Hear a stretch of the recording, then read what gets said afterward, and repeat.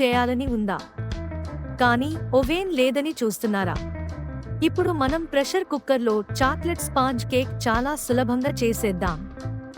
మొదట ఒక గుడ్డును పగలగొట్టి బౌల్లో వేసి బాగా కలపండి. తర్వాత పంచదారను జోడించి 4 నుంచి 5 వరకు నిమిషాలు బాగా కలపండి. గాలి బుడగలు వచ్చేలా ఫ్లఫీగా మారిన తర్వాత వెనిల్లా ఎసెన్స్ జోడించి మళ్లీ కలపండి.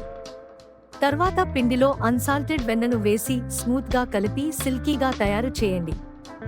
వేరే బౌల్లో మైదా, బేకింగ్ పౌడర్ మిక్స్ చేసి జల్లడం ద్వారా చిన్న చిన్న గడ్డలేమీ లేకుండా చూడాలి. ఈ పొడి మిశ్రమాన్ని మెల్లగా గుడ్డు మిశ్రమంలో కలిపి జెంటిల్గా ఫోల్డ్ చేయాలి.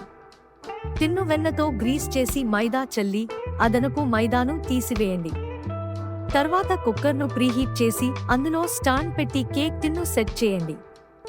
విజిల్ పెట్టకుండా తక్కువ మంటపై 30 నిమిషాలుంచండి.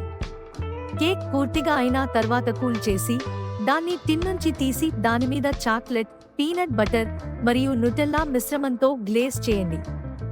స్ట్రాబెర్రీలతో అలంకరించి కేక్ను కట్ చేసి ఆస్వాదించండి.